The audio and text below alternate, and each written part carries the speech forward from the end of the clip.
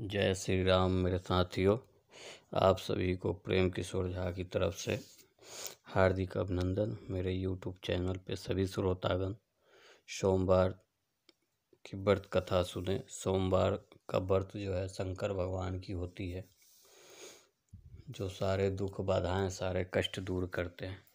तो आइए ध्यान से शंकर भगवान की कथा सुनते हैं। सोमवार की कथा। प्रेम से बोलिए शंकर भगवान की जय। किसी नगर में एक साहूकार रहता था। उसके घर में धन की कोई कमी नहीं थी, लेकिन उसकी कोई संतान नहीं थी, जिस वजह से वह बेहद दुखी था। पुत्र प्राप्ति के लिए वह भगवान शिव प्रत्येक सोमवार व्रत रखता था और पूरी श्रद्धा के साथ शिवालय में जाकर भगवान शिव और पार्वती जी की पूजा करता था। उसकी भक्ति देखकर माँ पार्वती प्रसन्न हो गई और भगवान शिव से उसे साहूकार की मनोकामना पूर्ण करने का निवेदन किया। पार्वती जी की इच्छा सुनकर भगवान शिव ने कहा कि हे पार्वती, इस संसार में हर प्राणी को उसके कर्मों के अनुसार फल मिलता है और जिसके भाग्य में जो हो उसे भोगना ही पड़ता है। लेकिन पार्वती जी ने साहूकार की भक्ति का मान रखने के लिए उसकी मनोकामना पूर्ण करने की इच्छा जताई। माता पार्वती के आग्रह पर शिव जी ने साहूकार को पुत्र प्राप्ति का वरदान तो दिया, लेकिन साथ ही यह भी कहा कि इसके बालक की आयु केवल 12 वर्ष होगी।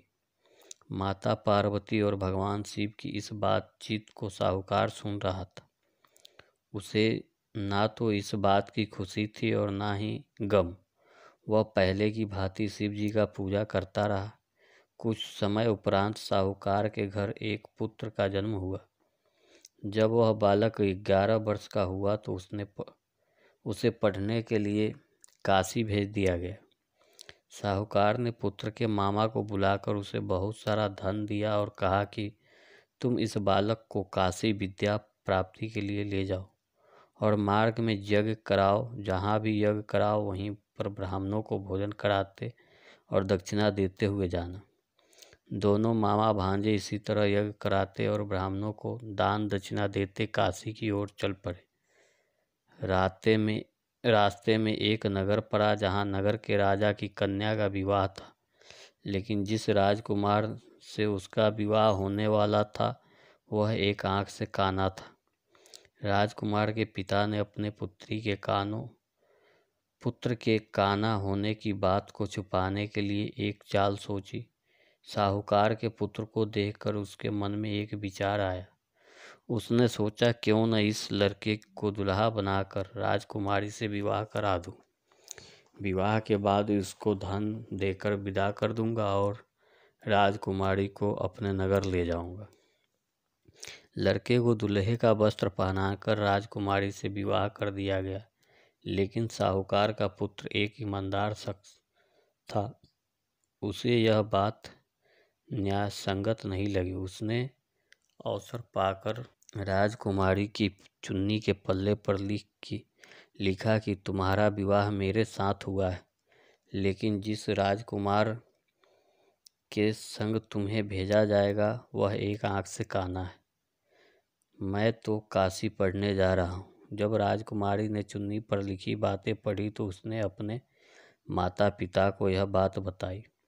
राजा ने अपनी पुत्री को विदा नहीं किया, जिससे बारात वापस चली गई। दूसरी ओर साहूकार का लड़का और उसका मामा काशी पहुँचे और वहां जाकर उन्होंने यज्ञ किया। जिस दिन लड़के की आयु 12 साल की हुई उसी दिन यज्ञ रखा गया। लड़के ने अपने मामा से कहा कि मेरी तबीयत कुछ ठीक नहीं है। मामा ने कहा कि तुम अंदर जाकर सो जाओ। शिव जी के वरदान अनुसार कुछ ही क्षणों में उस बालक के प्राण निकल गए। मृत भांजे को देख उसके मामा ने विलाप शुरू किया। संयोगवश उसी समय शिव जी और माता पार्वती उधर से जा रहे थे।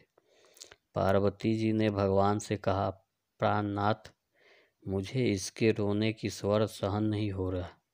आप इस व्यक्ति के कष्ट को अवश्य दूर करें। जब शिव जी मृत बालक के समीप गए तो वह बोले कि यह उसी साहूकार का पुत्र है जिसे मैंने 12 वर्ष की आयु का वरदान दिया। अब इसकी आयु पूरी हो चुकी है, लेकिन मातृभाव से विभोर माता पार्वती ने कहा कि हे महादेव, आप इस बालक को और आयु देने की कृपा करें, अन्यथा इसके वियोग में इसके माता पिता भी तड़प तड़प कर मर जाएंगे। माता पार्वती के आग्रह पर भगवान शिव ने उस लड़के को जीवित होने का वरदान दिया। शिव जी की कृपा से वह लड़का जीवित हो गया। शिक्षा समाप्त करके लड़का मामा के साथ अपने नगर की ओर चल दिया। दोनों चलते हुए उसी नगर में पहुँचे जहाँ उसका विवाह हुआ था। उस नगर में भी उन्होंने यज्ञ का आयोजन किया। उस लड़के के ससुर ने उसे पहचान लिया और महल ले जाकर उसकी आवभगत की और अपनी पुत्री को विदा किया। इधर भूखे प्यासे रहकर साहूकार और उसकी पत्नी बेटे की प्रतीक्षा कर रहे थे। उन्होंने प्रण कर रखा था कि यदि उन्हें अपने बेटे की मृत्यु का समाचार मिला तो वह भी प्राण त्याग देंगे, परंतु अपने बेटे के जीवित होने का समाचार पाकर वह बेहद प्रसन्न हुए। उसी रात भगवान शिव ने व्यापारी के स्वप्न में आकर कहा, हे श्रेष्ठ, मैंने तेरे सोमवार के व्रत करने और व्रत कथा सुनने से प्रसन्न होकर तेरे पुत्र को लंबी आयु प्रदान की है। जो कोई सोमवार व्रत करता है या कथा सुनता है और पढ़ता है, उसके सभी दुख दूर होते हैं और समस्त मनोकामनाएं पूर्ण होती। प्रेम से बोलिए शंकर भगवान की जय, माता पार्वती की जय।